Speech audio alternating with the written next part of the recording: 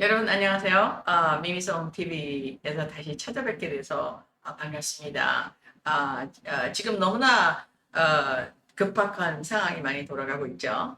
지금 러시아하고 우크라이나는 전쟁이 끝나지 않고 있고 나토에서는 더 많은 공격을 하려고 엑셀 더 가속화되고 있습니다. 뿐만 아니라 또 이스라엘에서 이번에 그 두 사람을 죽였죠. 하나는 하스볼라, 그다음에 하나는 우리 가자에 있는 그 테러리스트 대장을 죽였습니다. 그러다 보니까 지금 텐션이 엄청나게 지금 세져갖고 미국 항공모함도 움직이는 이런 위험한 상황에 처해졌는데, 아이러니는 무엇이냐면 그 하마스하고 헤즈볼라를 뒤에서 음성적으로 돕고 있던 이란의 그 군부장관을 이스라엘이 죽였죠. 그러고 나서 라이시라고 또 대통령이 비행기를 타고 가다 그냥 사망했습니다. 그러는 와중에 올 작년에 어떤 일이 있었습니까? 포로 교환의 명목으로 우리 미국 대통령이 정권에서 약 100 빌리언 달러를 포로 교환 조건으로 줬습니다. 그 후에 직후에 일어난 사건이 뭡니까? 가자에서 전면전 하마스가 육해 공군으로 쳐들어왔죠. 그것은 1967년에 전쟁이 일어난 후에 가장 아주 그 강도 있는 전면적인 침공이었습니다. 그래서 지금은 이제는 여론이 거기서 많은 피해자가 가자에서 있었기 때문에 반 이스라엘로 많이 넘어가고 있죠. 하지만 이 전쟁의 인스티게이트된 사건은 바로 이제 포로 교환 때 준 돈이었고, 우리는 이제 그것을 우리는 다 그 음성적으로 알고 있었죠. 하스볼라하고 하마스를 이란이 뒤에서 백업하고 있고, 거기에 대장이 라이시였다. 네, 라이시가 이제는 교통사고, 그러니까 비행기 사고로 죽었습니다. 5월 아마 13일인가 14일에 죽은 걸로 알고 있는데, 이제는 그런 엄청난 사건이 일어난 이후에 또 이스라엘과 이란과의 이제 그 공격이 있었어요. 근데 그 공격은 언제 있었냐? 4월 달에 있었습니다. 그러니까 4월 달에 이스라엘의 방어망이 뚫렸죠. 폭탄을 굉장히 많이 던졌는데, 미사일을 쏘았는데, 그 철의 장막이 아이런 돔이 깨졌습니다. 그래갖고 경미한 대단한 피해는 아니지만 피해가 있었는데, 그 중요한 사건은 무엇이냐? 돔이 그 아이런 돔이 깨졌다는 거죠. 그거는 이제 아주 굉장한 사건인 것입니다. 이제 디펜스가 구멍이 났다 이런 뜻이죠. 이런 상황에서 이스라엘이 이제는 그동안 키워준 그 키워봄을 당했던 하스볼라하고 이제는 하마스의 대장을 살해함으로 말미암아 지금 중동은 이제는 굉장히 급박한 전쟁의 상태로 돌입하고 있습니다. 뿐만 아니라 이제는 그 우크라이나 전쟁이 나토하고 러시아하고 프락치전이라고 계속 말씀을 드렸는데 끝이 나지 않고 현재 계속되고 있습니다. 그래서 양쪽 다 쌍방이 지금 피할 수 없는 전쟁 가운데 지금 이제 무엇을 기다리고 있습니까? 11월 선거를 기다리고 있죠. 왜냐하면 트럼프가 종전을 하겠다고 그랬으니까 피곤한 우크라이나는 종전을 하기 원합니다. 또 러시아는 이 우크라이나 방대한 땅, 지금도 땅이 너무나 많아서 사실 그 많은 땅을 관리하기를 원치 않기 때문에, 또 우크라이나는 언어가 두 개입니다. 우크라이나어하고 러시아어하고. 그래서 러시아어를 쓰고 있는 크리미아 반도 북쪽 돈바스까지는 이제는 지배를 하고 싶어하고, 거기에 지난 올 봄으로 알고 있어요. 투표를 했습니다. 러시아 말을 하는 사람들하고 투표를 했는데 다 90% 이상이 자기네들은 정말 그 푸틴 러시아에 귀속되기를 원한다라는 그런 투표가 있었고 레티파이를 했습니다. 물론 국제사회에서 어떻게 받아들일지는 모르지만 그런 아주 긴박한 상태가 돌아가고 있죠. 또한 여러분이 아시다시피 이제 트럼프가 저격을 당했었습니다. 그래서 이제는 펜실바니아에서 저격을 당하고 두 번째 랠리를 했죠.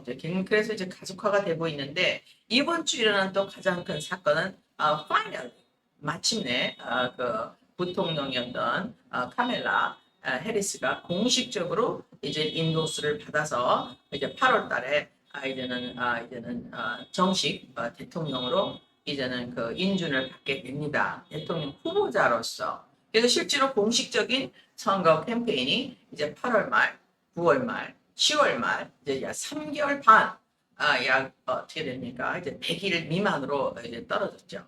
그래서 이제 카멜라하고 트럼프가 이제는 접전을 벌이고 있습니다. 제가 이제 몇 번 말씀드린 대로 트럼프는 4년 동안 정책할 때 아주 굉장히 유능한 대통령이었죠. 그래서 인플레이션을 낮추고 이자를 2%로 낮추고 가스값이 지금은 약 4불 50전인데 심할 때는 6불까지 올라갔어요. 6불 50전까지. 그래서 그것을 그 당시에는 2불 50전 정도였습니다. 그래서 가스비가 낮아지니까 당연히 연료비가 절감되고 생산비가 절감돼서 인플레가 안정되고 스탁 프라이스가 오르고 이제 굉장히 좋은 시간을 가졌다가 이제 트럼프가 가고 나서 2020년 11월 선거에서 트럼프가 진 걸로 결정된 후에는 엄청난 이코노믹 문제가 있죠. 우선 이자가 엄청나게 많이 올랐습니다. 그러므로 말미암아 이제 가계 부담이 커졌죠. 그러므로 말미암아 물가가 엄청나게 떠올랐죠. 그 물가가 또 오르니까 뭡니까? 이제 많은 또 파산이 됐습니다. 많은 회사들이 약 한 250개에서 350개 회사가 대형 회사가 올해 이제 미국에서 문을 닫았습니다. 이런 그 연쇄적인 그런 여러 가지 사건이 있었죠. 또한 무엇입니까? 약 20 밀리언 정확히 말 수 없는 그 불법 이민자들이 국경을 넘어왔기 때문에 그들에게 들어오자마자 13,000불의 이제 쿠폰, 그게 뭐냐면 음식을 사 먹을 수 있는 쿠폰을 주는데 엄청나게 많이 주죠. 보통 여기서 시니어나 그런 분한테 오는 것은 이제 800불에서 1000불 정도인데 13,000불을 주고 현금으로 또 5,000불을 준다고 합니다. 그래서 이제 국민들이 굉장히 원성이 높아지고 특히 흑인계에서는 이제 원성이 높아지고 있습니다. 하지만 그런 것에 상관없이 이렇게 상황이 엑셀되는 상황에서 여러분 무엇을 생각하고 계십니까? 여러분 우리가 그 NPL이라고 하죠. Non-performing loan이 많아지면서 이제 경제 붕괴가 된다는 이제 두려움이 많이 있죠. 그리고 너무나 많은 사건이 동시에 다발적으로 일어나고 아프리카에서는 또 우리 그 브릭스를 향해서 약 그 뭡니까 불란서 탈불란서 데모와 반란 뭐 이런 게 많이 있었습니다. 그다음 베네수엘라에서 또 선거가 있었죠. 굉장히 멀티 패션으로 이렇게 복잡하게 상황이 되면서 여러분 지금 여러분의 1번의 그 우선권은 무엇입니까? 우리 인생의 첫 번째 우선권은 이제는 안전이겠죠. 우리가 번영보다도 이제 사람들은 안전을 원합니다. 그래서 이제 안전의 의미에 대해서 정말 우리가 안전할 수 있을까? 그다음에 우리가 정말 어디서 마음의 평화를 얻을 수 있을까? 하는 데는 이제 사람들이 많은 종교를 갖고 있지만 오늘은 성경에서 한 가지 말씀을 찾아드리기로 하겠습니다. 요한복음에 보면은 예수님이 이런 말씀을 하셨어요. 내가 조금 있다 너희는 나를 보지 못하겠지만 세상은 나를 보지 못하면 너희는 나를 보리라. 즉 자기가 부활하겠다는 얘기죠. 그 다음에 다음 말이 굉장히 중요합니다. 내가 살아있으므로 너희도 살리라. 즉 무엇입니까? 내가 부활하여서 이 육신의 몸이 다시 너희를 볼 수 있는 몸으로 부활하여서 내가 살 것이기 때문에 그러므로 너희도 살리라.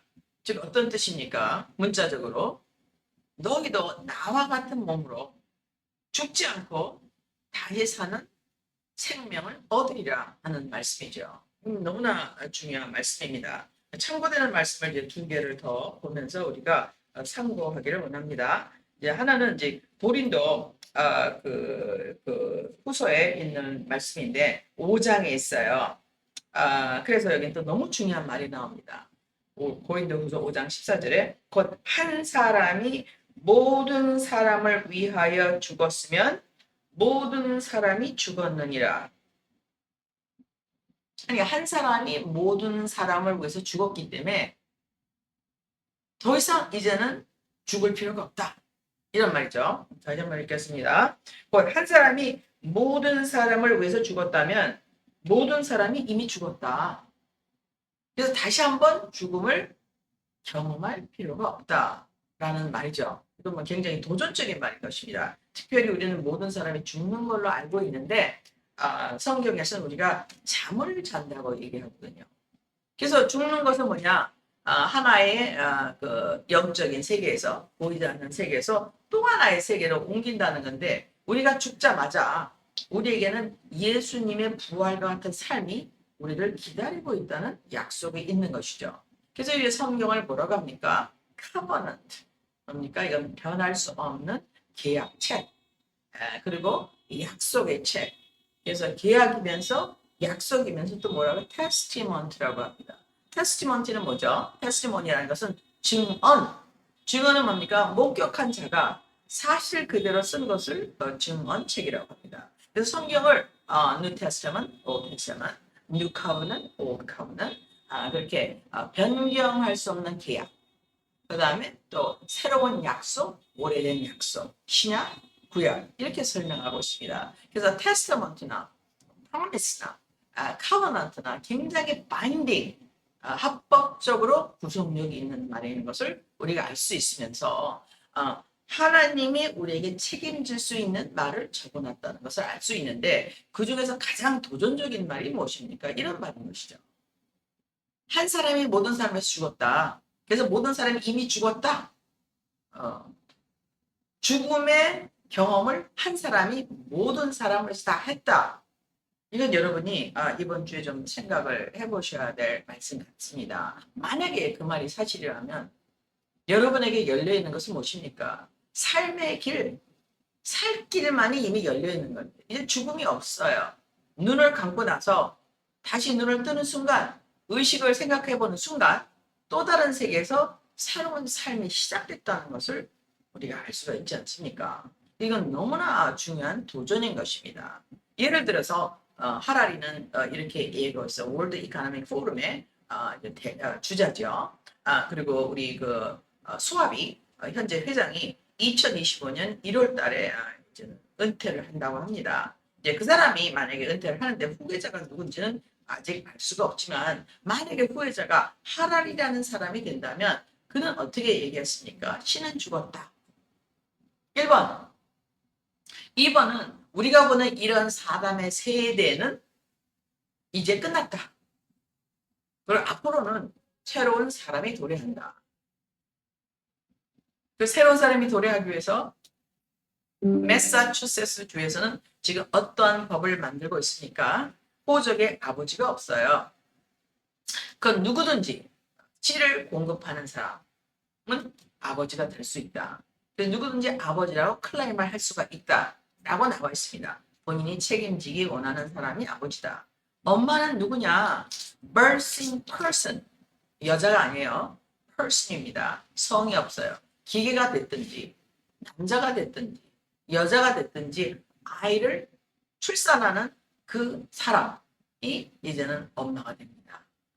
이런 무시무시한 법이 여러분 우리 앞에서 이제는 벌쳐지고 있죠. 물론 이제는 아직 주지사가 사인을 안 했습니다. 그래서 합법화는 안 됐지만 이런 법이 상정돼서 올라갔다는 것 자체가 여러분에게 엄청난 도전장인 것을 우리는 알 수 있고 우리가 여태껏 알았던 삶이 그런 기대감이 그리고 우리가 했던 삶에 대한 정의가 완전히 깨지고 이제 새로운 세계가 도래하는 것을 알고 있습니다. 우리는 느끼고 있어요, 피부로.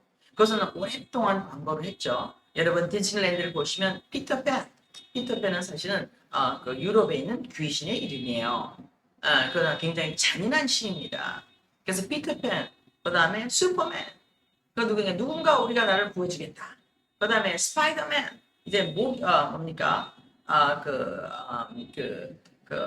스파이더, 거미하고 합쳐서 사람을 만들겠다. 그 다음에 뭡니까? 이제는 기계하고 사람을 합치겠다.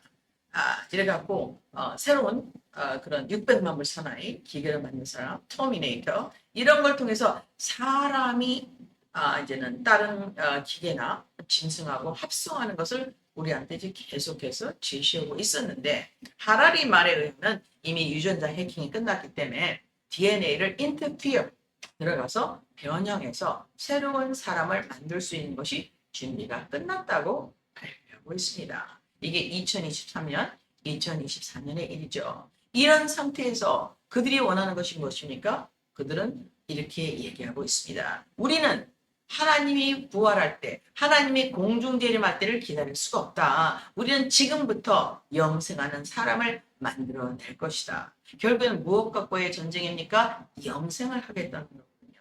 영생은 영원히 살겠다. 그래서 저번 주에도 말씀을 드렸지만 우리가 100년, 200년, 아마 300년, 1000년까지 살 수 있을지는 모릅니다. 하지만 그건 하나님의 삶이 아니고 이제 육체적인 삶, 물질적인 삶이죠. 근데 하나님이 여기서 얘기하는 것은 하나님의 DNA를 가지는 영존한 삶을 우리한테 허락하겠다는 이제 길을 열어놨다는 선물.